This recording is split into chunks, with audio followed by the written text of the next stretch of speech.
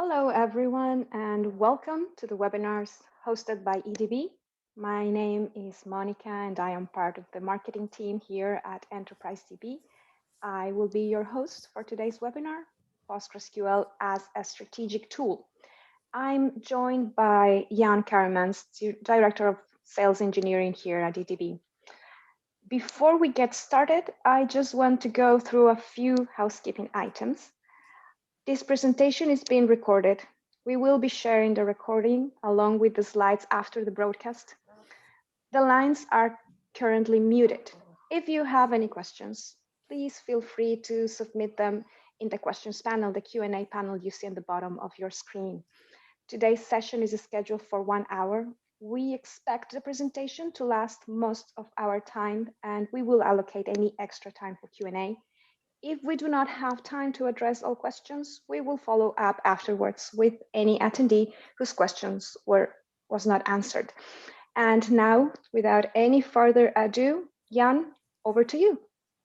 Thank you, Monica, for the introduction. Thank you, everybody, for joining us here today live or joining through the recording. A very warm welcome from Enterprise DB. The topic for today, Postgres as a strategic tool. So my plan is in the next, 45, 50 minutes, take you through a little bit of this agenda.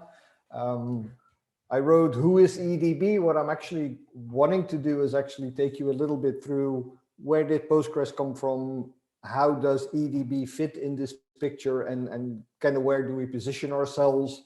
As a first introduction, I already saw that a couple of attendees have a bit deeper experience with EDB, with Postgres, so that might be a little bit of a repetition, but let's see what happens.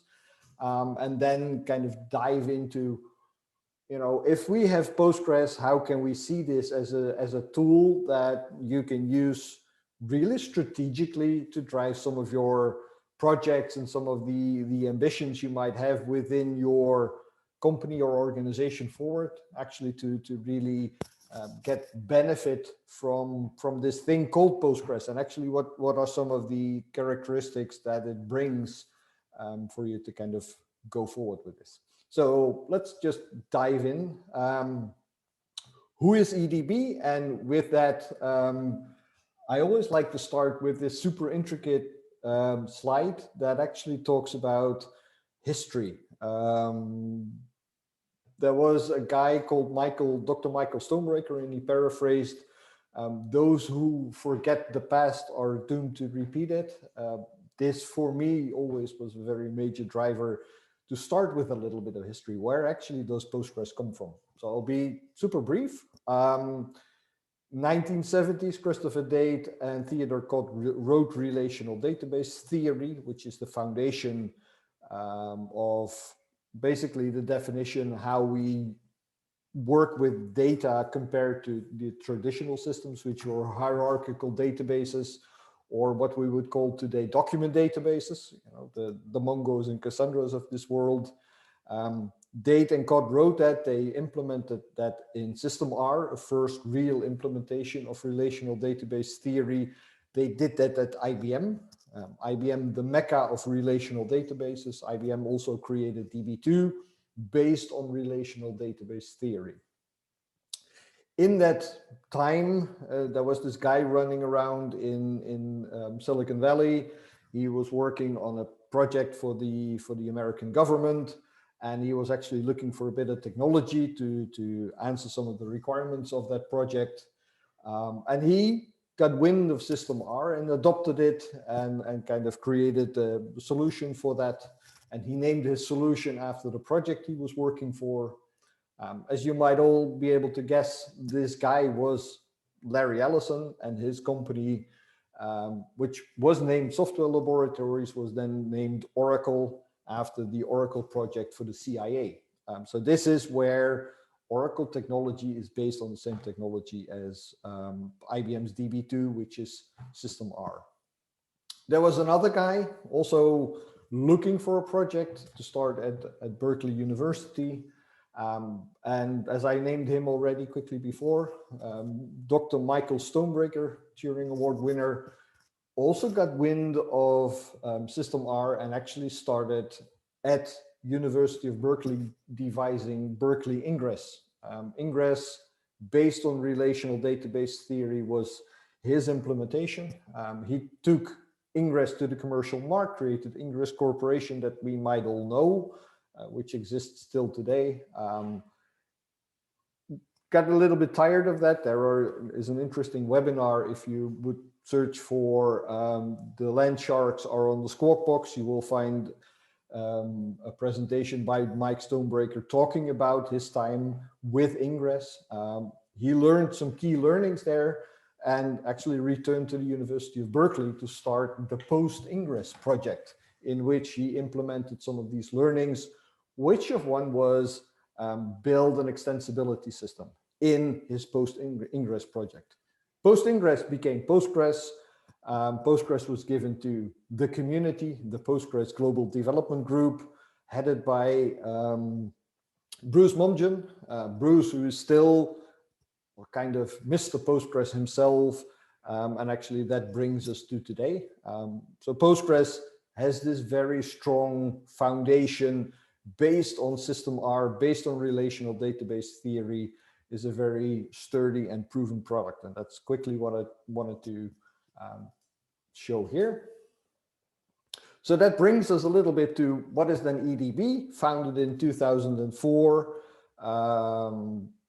And as you can see in the very first two pictures, Dr. Michael Stonebreaker, the Turing Award winner, is still an EDB board advisor. So that means we are so close to the foundations of Postgres that the founding father of the principles of Postgres is still kind of part of the EDB family. The second picture, Mr. Bruce Momjian, what I just said, the first man that actually started and founded the Postgres Global Development Group, is part of EDB, is one of my colleagues, together with Peter Eisentraut, together with Dave Page, both three Postgres core team members, and some other core committers and people who are important in Postgres development are part of the Postgres or the EDB team.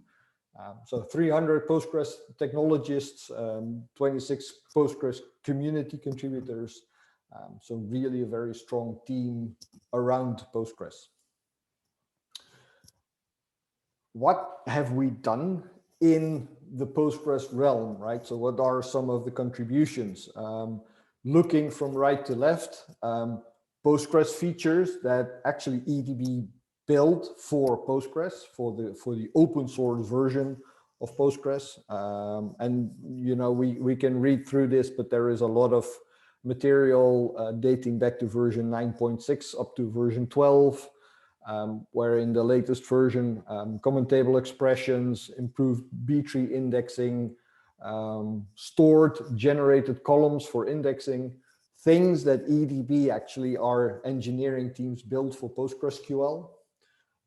If you look at the middle column, things that we build for the Postgres core, also a very interesting number of things that were added to Postgres.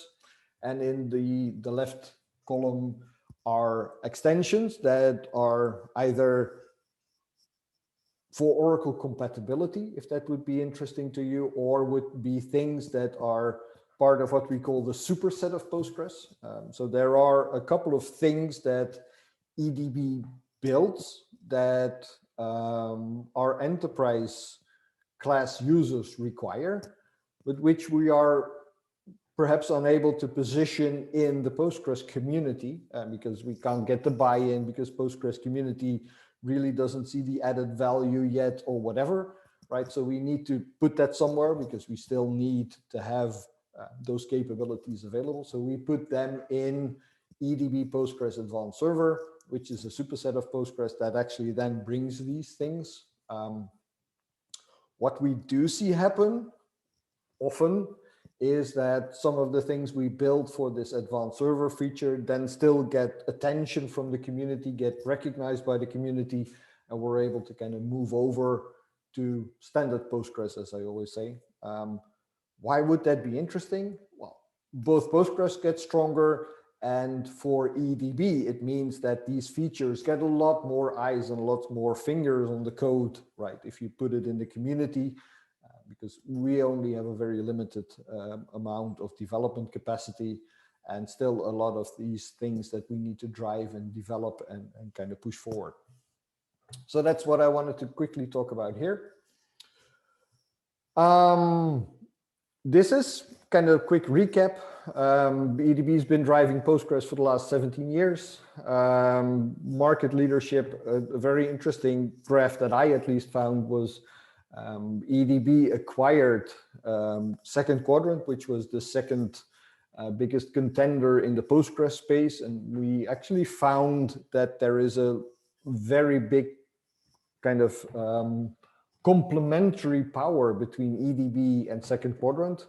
And so we're all very happy that we've been able to extend the EDB family, if you like, with our friends from Second Quadrant. That also means that we now have a lot stronger presence in the market to actually help companies adopt Postgres as a strategic tool, if you like, for many of the workloads that they're looking at. And perhaps we're thinking, you know, Postgres, I'm not really sure. Isn't it a little bit of a product which is more for lower end workloads?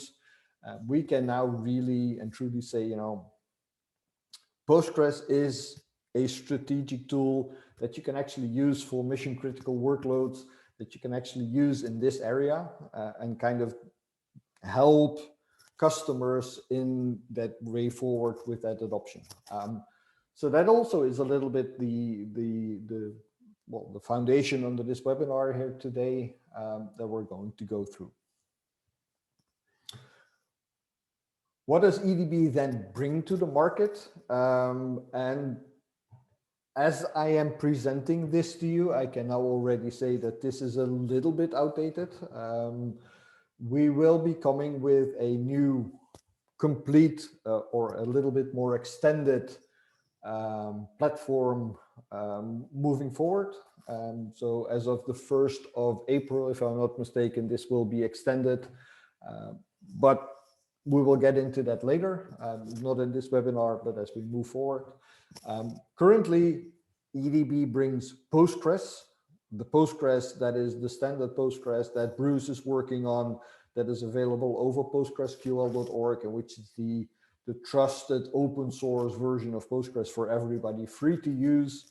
On the one part, and on the other part is this EDB Postgres Advanced Server, what I said, the superset of Postgres, if you like. So what we do, what Enterprise DB does, is bring support, as is mentioned in the green bar. So I'm going to go to that next. And additionally to that, we have a bunch of tools. So there is EDB specific tools around high availability, backup recovery, etc.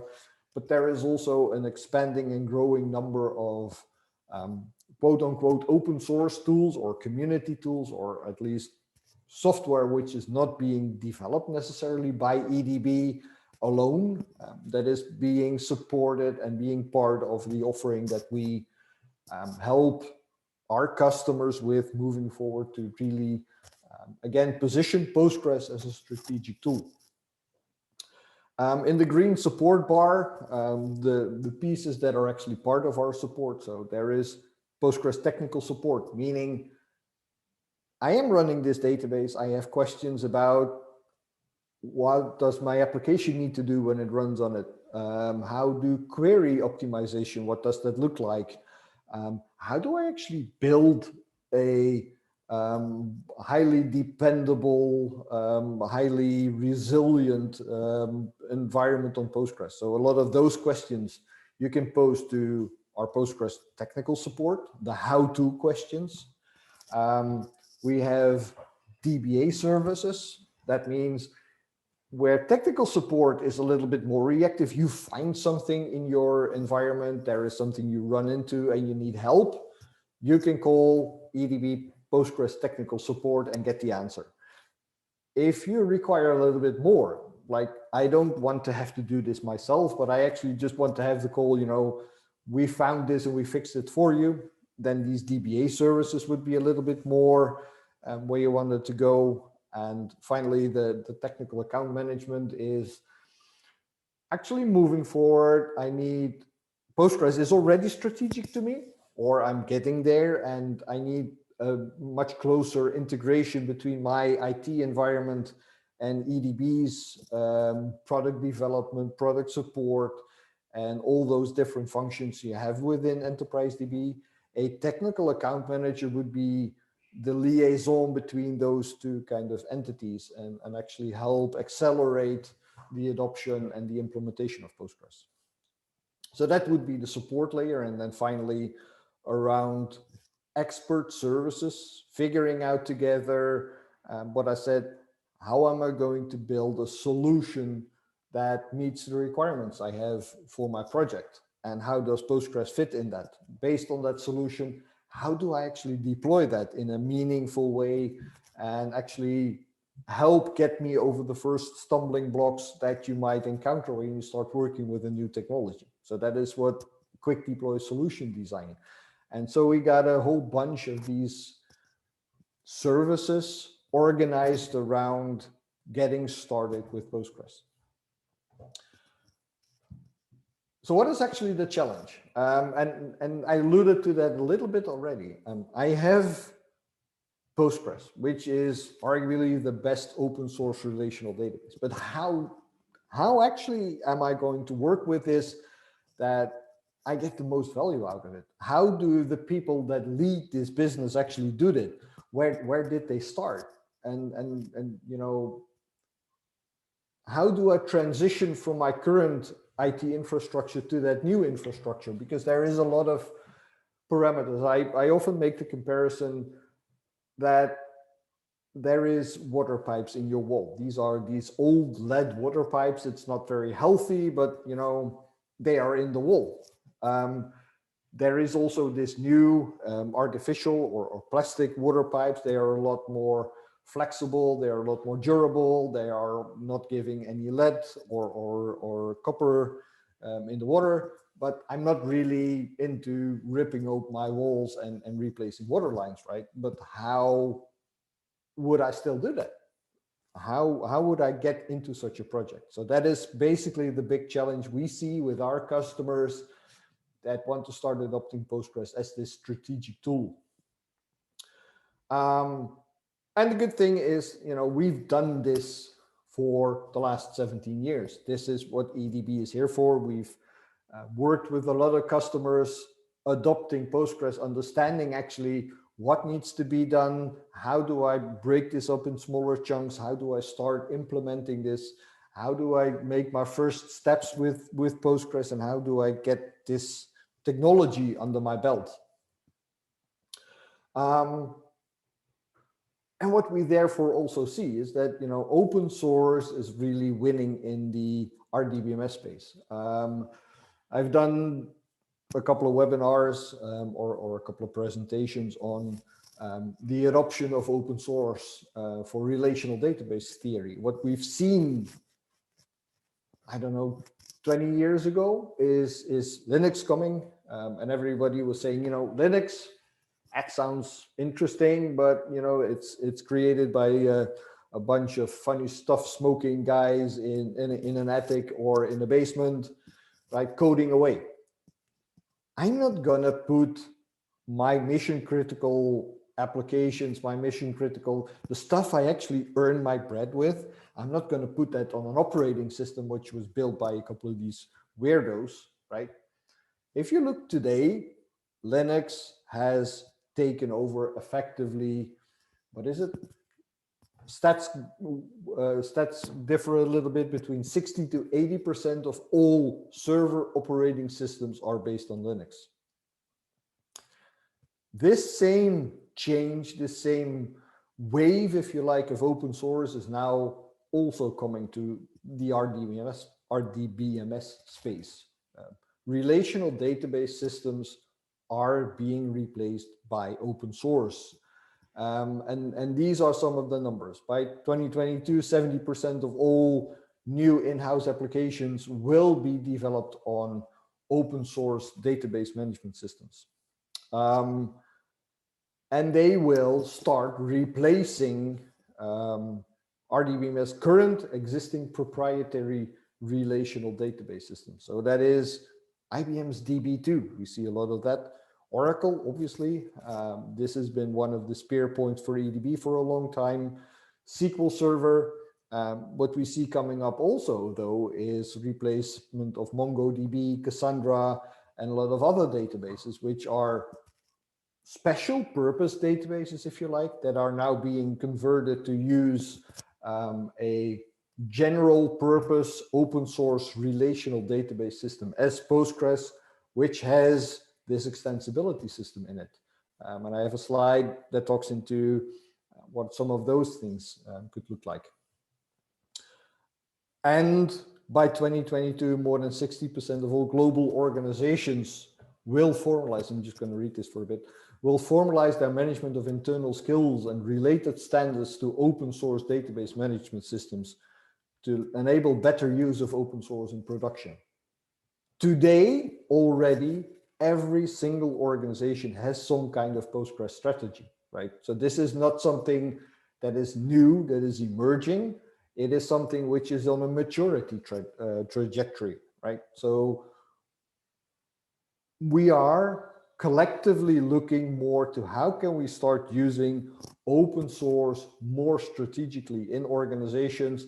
And we've seen that happening for operating systems. We now see this happening for tools. And I have a slide on that as well, where infrastructure as a code is being done through open source. And obviously the next step is to go into these super complex systems like relational database management systems.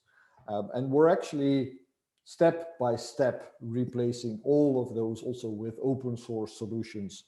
And well, for me, the cool thing is Postgres is a top runner in that. So that's kind of interesting. And we obviously see that in more ways than one. It's not just us thinking that it's cool because we are Postgres enthusiasts, but we see it happening in the market. Postgres is Database Management System of the Year by DB Engines, not just once, not just twice, but 3 times. 2017, 2018, 2020, again, Postgres is Database Management System of the Year. It's the most commonly used database next to MySQL. Why MySQL? We had the LAMP stack, you know, the M in LAMP, Linux, MySQL, PHP is actually Linux Apache MySQL PHP was actually MySQL. So this is the reason why a lot of MySQL is still being used. But Postgres as a real trusted relational database systems, and they should have called it the lab system, right? Linux, Postgres, PHP. But they didn't. It's the most loved database next to Redis. Redis, which is obviously a special purpose database in that sense. And if you look in relational database systems management, we're growing like crazy. So this is for us the great meter that we have in the market that we still see. You know, this is the right way we should continue to go with Postgres. Containers and relational database systems are by nature a very difficult topic. Why? And why do we see, for instance, Nginx as the biggest used container image? Application servers, especially things like Nginx, are extremely suited for containerization, right? Because it's stateless. You spin up an Nginx machine, you point your website to it, you run your application, it talks to the backend, and it just works, right? And even though running a relational database system with its interesting requirements around persistent storage, you don't throw away a database just because the container crashes. So you need to figure out stuff around that. Even though those quirks, even though there is a lot of skepticism, can it work? You can see that Postgres is the second most used container image in the world on unorchestrated, on Kubernetes, on AWS. That is a very significant and telltale sign that some of the other things where Postgres is agility and those kind of specific things that fit with Postgres actually really make sense. And then looking at, where does Postgres shine? And I think there's a little build in here, so I'm going to build it. There is a very broad spectrum of data processing workloads in the world, right? And that ranges from, again, from right to left, very, very, very small. Mobile computing. I have my phone. There should be a database on there. It's for my specific only use. Very tiny to extremely large. The data lake projects, the big data surges that we've seen in the world, where it is actually the real MapReduce, NoSQL, key value pair, ultimal at the complete other end of the spectrum. Those specific use cases are very born and bred for these special purpose databases, right? So that means you can go to on Hadoop if you have like a data lake where you need to start make sense out of all this unstructured data, and you start creating your MapReduce jobs and you start inventorying the data, start trying to make sense and reason out of it. This is the area where AI, for instance, plays a very big role. Kind of look into that. But if you start looking back, or very smart, very quickly already, if you get to the 10 terabyte plus data marts, which are focused on a specific topic. So and I really dove into that only recently. A data lake is the biggest denominator in putting everything in a bucket. Then you get data warehouses, which are already kind of segmented to some specific area of interest within an organization. And from those data warehouses, you start creating data marts, which are specifically on one topic. They are still humongously big, but this is the area where you see other players like Oracle Exadata or SQL Server play. This is an area where Postgres really starts to shine with a lot of its analysis capabilities. So the Postgres community is pushing towards data analysis. There was this development called just-in-time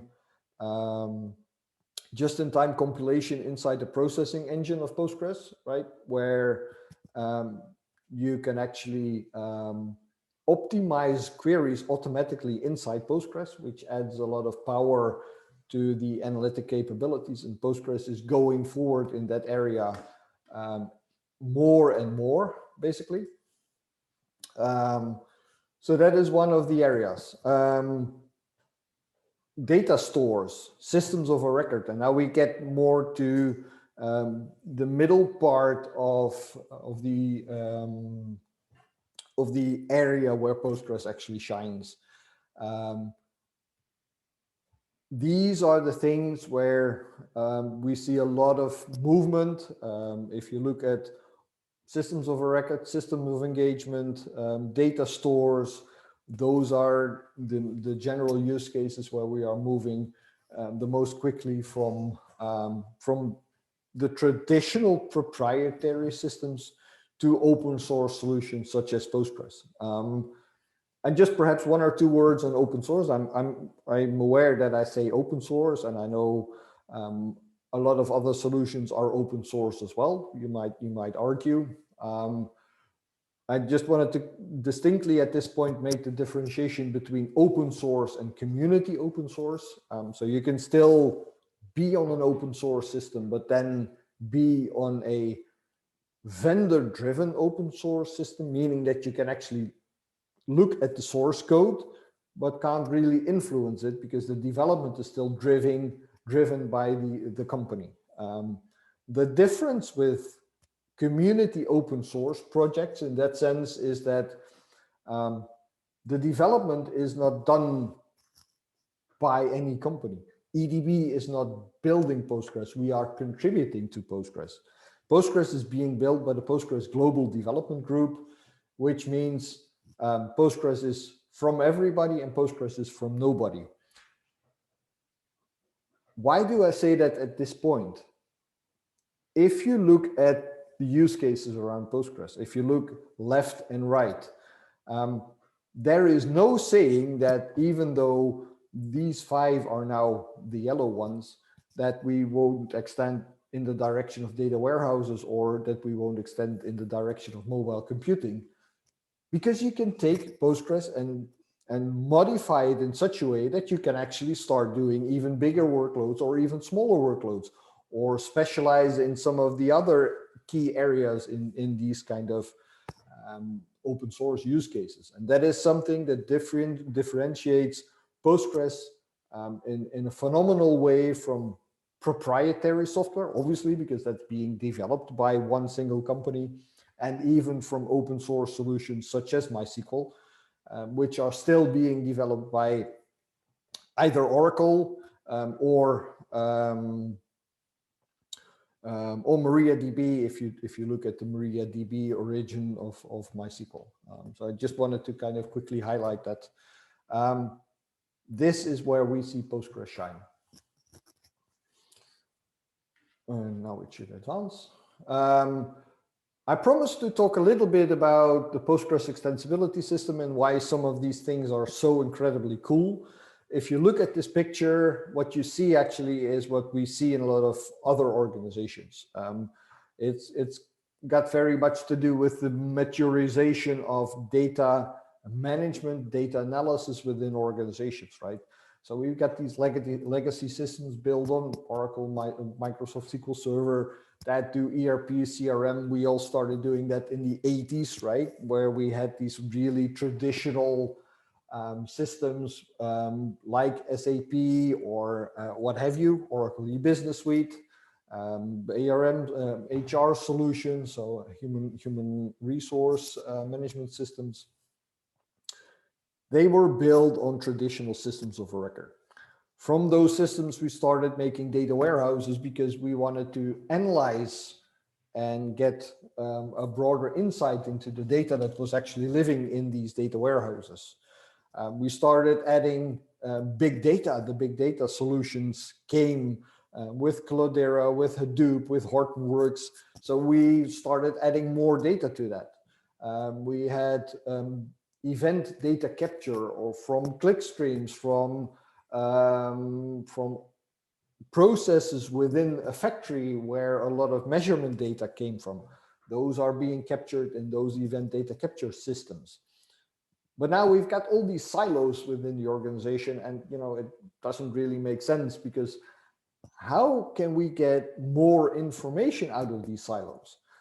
So what you then start seeing is that with its multi-model capabilities, what I mean by that is Postgres is able to do relational data, obviously because we're a relational database system, but we're also able, through the extensibility system that Dr. Michael Stonebreaker already invented like 20 years ago, have NoSQL data, have JSON documents natively available in Postgres, and actually start joining stuff from my ERP system, stuff from my data warehouse, together with the results of a MapReduce job that I have on my data lake, and kind of bring this together in this hub where I can start building new applications to get competitive, better competitive insight into what things my business is doing to win in today's world. Postgres is ultimately suited for this because through its foreign data wrappers, it's able to connect to all of these silos and kind of natively integrate that without having to replicate the data, without having to store, I don't know, 10 terabytes from Hadoop, also in a Postgres system, actually just use the results to start building new applications. So this is a very fundamental advantage that you get for free with Postgres. Having seen all of that, the big question is, where am I in my Postgres journey? This is, for me, my favorite slide, actually, if to start thinking about. So as an organization, where am I? Am I just getting started with Postgres? Is this the first steps? And if that is so, then it might make sense to be really aware that this is where you are. You don't want to go charging in headlong. I'm going to take my most prominent database, my most prestigious project, and I'm going to move that to Postgres just because. That might not necessarily be the smartest idea, to be completely honest. What we see and what we've experienced over the years is that getting started with Postgres, start with a single project, get yourself immersed in the technology, understand how the thing works, because it's different. It's different from what you've been used to, because all of the other solutions are built with a purpose. You know, as a company, I want to sell my software to my users and they need to get the benefit from it, where Postgres is more written from, I am a user, I have these and these and these business requirements, and how can I build a tool that, just like a DBA would write a script, would be my script for my data processing queries inside my organization. From emerging, go to expanding. I now have a little bit of experience with Postgres. I feel good. I need to get tools in it. I need to get it automation in place, you know, provisioning, etc. So I'm expanding my usage of Postgres. And then finally, if you've got all of that in place, it might be a good idea to really start looking at the strategic workloads within your organization. As you see in the curve on the side, the more the maturity grade of Postgres in your organization grows, the more value you can get out of Postgres, the more value you can create with Postgres. So this is what this slide wants to tell us. And to me, that's a very smart and sensible way to go forward with this, and kind of work and immerse yourself in Postgres like this. So that also means, you know, Postgres the elephant. How do you eat an elephant? Well, one bite at a time. Don't go for the major projects, because that's the temptation, right? Go for steps. Break it up in things that you can oversee, that if you start playing with it, makes sense. If it doesn't go too smoothly immediately, right? So find the balance. Make it feasible, make it meaningful. It should make an impact, obviously, because if you take a project that nobody cares about, you put it on Postgres, say, hey, look what I did. It might be that they think, wow, that's interesting, but I don't really care, right? So this is something a little bit your homework. Think about this. What would be a meaningful, cool first project where I can show what Postgres can really do for us as an organization? That kind of leads to this, well, sample. You might start with the departmental database, which is probably a little bit smaller, has possibly a little bit lower RPO, RTO requirements, right? So you could immerse yourself in that and really focus on, like, starting to drive a car. You don't immediately go into the big city. You take a back road and you start driving the back road, work out how the gearbox works, how you can brake, how steering works, right? After that, you might go to the more important departmental databases and gradually start working your way to, can I get to an enterprise mission critical database, where, you know, my failover time might be less than a minute or something. Or if I need to have a very good, thorough backup recovery strategy, because I need to be able to make a point-in-time recovery with a maximum 3-hour window. There might be a 4 or 5 9 availability requirement. How do I address these requirements using Postgres? So this would be a nice step. For that, through our CTO office, through our sales and sales engineers, there is reference architectures. How do I set up a high available Postgres cluster? How do I set up a single node Postgres cluster? How do I set up a multi-node Postgres cluster? Do I work with a standby database and a primary database? Do I need to start thinking about logical data replication? Do I need to start thinking about binary data replication? How am I going to work with my transaction logs, and how should I duplicate them? What are some of those best practices? So there is a ton of information and a ton of things that come to you when you start climbing that ladder of Postgres adoption.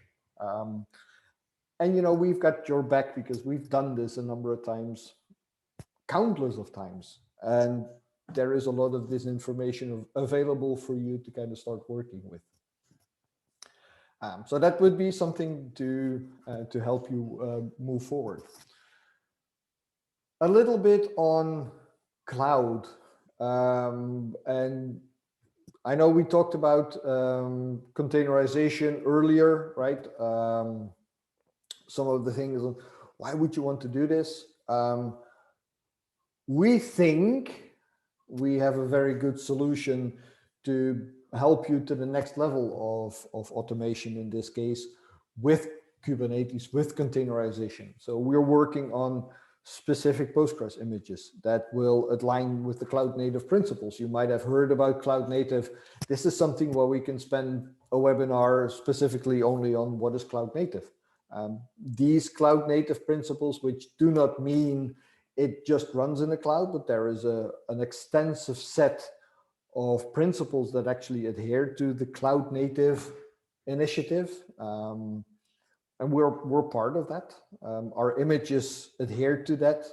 So that would be a first good step. A second would be operators, which operators help in a Kubernetes environment to make sure that the defined environment that you want for your Postgres, from the number of nodes that should be part of the high availability, failover, and all of these things you define within such an operator. You feed the operator to Kubernetes, and Kubernetes ensures that these steps are being guarded and are being created for you. And then finally, we have, with again the contribution of Second Quadrant, one of the biggest and one of the most experienced Kubernetes and Postgres staff in the world. So if Kubernetes is one of the things you're looking at as a next step in your Postgres journey, in making Postgres a strategic tool, then we have a bunch of good solutions that could help you take that next step. Design principles, and I talked about that already a little bit. So technical foundation, DevSecOps, including other industry standards, are being used to build our solutions. It's capability focused, so rather make sure that the thing actually delivers what it needs and not just lives in PowerPoint, but kind of gives that real robust foundation to start building on. And obviously, with Kubernetes being as important as it is today, this will be a spear point for EDB moving forward. We have invested in this. We will continue to invest in that because I think we're still in the beginning with Postgres and Kubernetes, with Postgres and containers in general. This will be next to what we used to have with virtual machines. Kubernetes containerization will be the next big step forward here. So I just wanted to share that with you this morning. What would then be one of the benefits for choosing EDB for this kind of cloud-based containerized environment. We believe that the future of cloud, the future of multi-hybrid cloud, so where you don't just have one cloud supplier, but you have multiple cloud suppliers, because at some point Microsoft might be a good fit for this workload, then Google might be a good fit for that workload, or Amazon, or perhaps even on-premise. So you have a combination of on-premise and in the cloud. To enable that flexibility, we believe containerization is going to be key. This is also one of the core reasons why EDB will continue to heavily focus on Kubernetes, will continue to heavily focus on multi-cloud workloads. And today we already have a pack of available stuff for you to kind of start working with. So I highlighted 3 here. Cloud DBA, but also other things that we will offer, or that we are offering to help you run Postgres in a cloudified environment, if that's even a word. Flexibility and speed. Database as a service, currently available over Alibaba or IBM, but I promise you there will be a lot of new information coming this year about Postgres as database as a service from EDB. So that's one side of the medal. The other side of the medal is if you don't want to necessarily use database as a service because you need more control, because you have more specific requirements.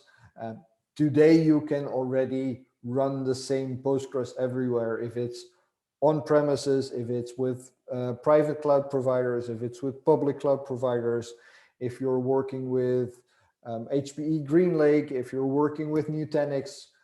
These are all initiatives where Postgres and where EDB Postgres Advanced Server is available for you to already start using.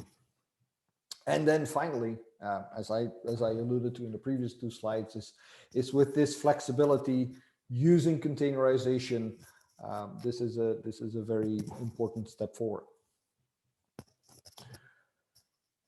So with that, we actually get to a complete technology platforms, and I just wanted to quickly flash that here. A lot of stuff is going to be added to this moving forward. In 2021, as said, EDB is going to focus very strongly on containerization, on cloud, on multi-cloud, but this already gives an interesting overview of what is available today already, right? Together with Postgres, EDB works with you, with other organizations. This is also something that would be then the way, how do you climb these stairs of making Postgres more strategic inside your organization? Start by defining the problem, right? DBAs and developers that are underlined. Infrastructure is there, but we don't have people actually using it yet. DBAs are unable to actually do what developers would like, or the other way around.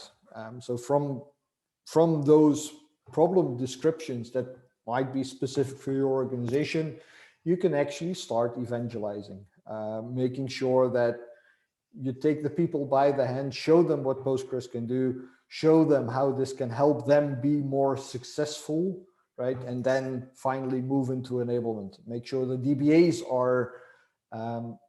are feeling well with Postgres, that they really see and that might be a challenge, because we've lived in a world where 30 years these marketing machines from these big proprietary systems have preached that nothing can do what they could do, and you start living that to a sense, and people might be working as DB2 DBAs for 25 years, or as Oracle DBAs for 25 years. They've never really done anything else, so that's kind of a hurdle you need to go through and kind of work with them through. So that would be a next step of enablement.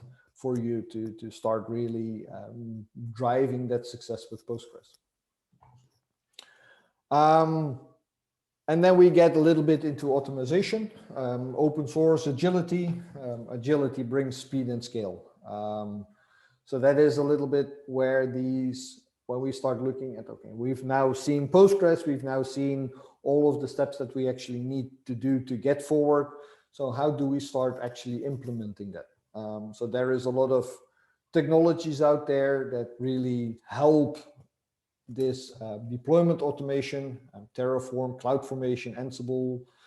A lot of these things are open source solutions, well, except for CloudFormation, which is AWS specific. And how do we actually choose a good one from here? So we looked at that and kind of configuration management versus provisioning, which would be the best way to move forward. Do I want to build a golden image, or do I actually want to have a system that builds the image as we move forward? Does it need to be a procedural versus a declarative language? How do I want to implement, and how do I want to start teaching the system what it needs to do? Will it install locally or not? Does it use mutable or immutable infrastructure? Do I provision something, or is it something that, you know, builds on top and might deviate at some point? Can my solution have an agent, or does it have to be agentless? So these are some of the considerations that at least we at Enterprise DB had when choosing this deployment platform, and we ended up using Ansible as our technology to start giving you scripts, to start giving you quick deployment methods. But obviously, if you would engage through our professional services, through our expert services, we would also be able to help you with the other technologies. That our choice was a little bit mainstream is a little bit what this kind of pie chart wants to show. Ansible, as being the biggest player there, is also what we are moving forward with. It is available on Ansible Galaxy, so if you go there, you will find EDB Postgres Advanced Server, and PostgreSQL, and a lot of these kind of ready to go scripts that you can start using to explore how to run these things on your environment. That brings us a little bit to the close of this webinar. So what we actually did in high level was, where does Postgres come from? How does Postgres translate into a world of enterprise business? How can we start looking at Postgres more strategically? How can we actually help our organization to climb the ladder of being more strategic with Postgres and driving that forward? And then start looking at what are some of the things we need to do to actually ingrain that within our organization and get the people to kind of continue to walk with us. So that is a little bit of a high-level summary of what I wanted to share with you here today. So I hope it was useful. I hope it helped you somewhat. And I'm now quickly gonna look at if there are any questions, but Monica, I guess there are no specific questions at this time.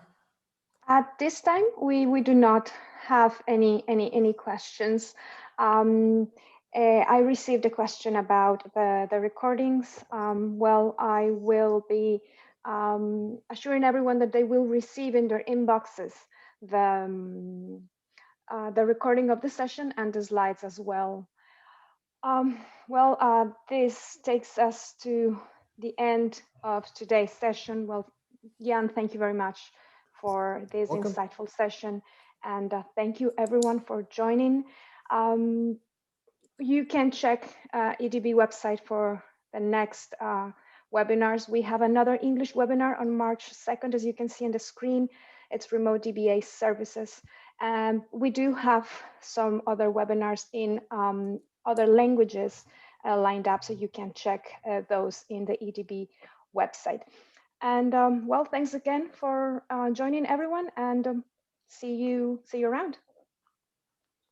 Thank you very much for your attention and hope to see you soon.